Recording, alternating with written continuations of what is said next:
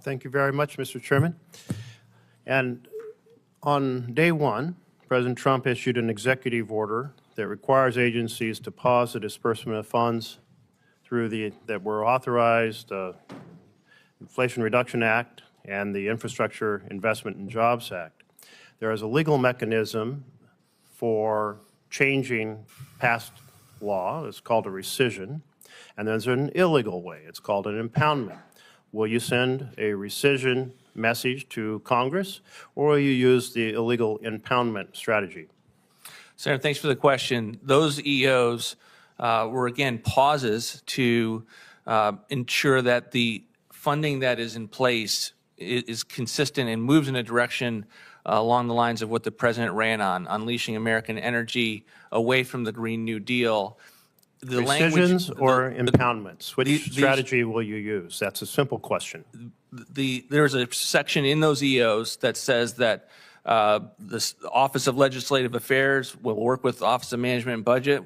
They may put forward rescissions, but again, the language of the EO says required by law, and it's meant to do a programmatic delay to figure out what are the best ways to make sure that the funding is shifted. Thank you. I'll just note that you are not willing to say that you will use rescissions, the legal method, rather than the illegal method. That is a big concern for all of us here, because the Constitution laid out the vision that Congress makes the law, not the president.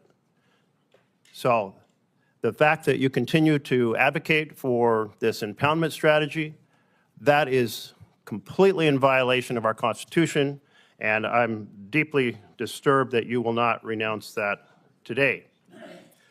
So let's turn to work requirements. You've been a big advocate of work requirements. You encourage states to adopt waivers that would allow them to do that for Medicaid. One state tried it, Arkansas. It produced no increase in the hours worked, no increase in employment. It failed. Why did it fail? Because the way that people are able to work is when they're healthy. When they can't access health care because you want to cut it off, they're really trapped in poverty. And trapping people in poverty is really, well, not helpful. Now that your idea failed so miserably, are you going to advocate for it again? You know, Senator, one of the major legislations that our side has been very proud of since the 1990s was the impact of welfare reform in the 1990s. It led to caseload reductions, people getting off of welfare, going back into the workforce. And we think that type of thinking should be applied to other federal programs. And it's informed not only Medicaid, but other programs to be able to encourage people to get back into the workforce, increase labor force participation, and give people, again, the dignity of work. And you believe cutting off health care encourages people to work when they need to get better health in order to work? It doesn't make any sense. Again, and it's been a failed experiment, but you've answered the question. You're still an advocate of that failed approach that traps people in poverty and is quite disturbing. Now, according to the Treasury Department analysis produced this month, the Trump tax giveaways would give an average tax cut of $314,000 to the richest Americans, the top 0.1%, and $6 annually to the average member of the bottom 10%. A cup of coffee for those trying to get on their feet in the course of a year, and $300,000 in additional income for the richest Americans. Isn't this kind of ass backwards? Senator, the president's tax cuts provided tax cuts for all Americans. It had a sizable increase in the child tax credit. It had expansion of the standard deduction. It was something that benefited all Americans, and as a result led to a strong economy that we hope to replicate again by having an extension of those important tax cuts. So you're very comfortable with a cup of coffee per year for the bottom 10% while you give $300,000 to the richest Americans, according to the Treasury Department analysis?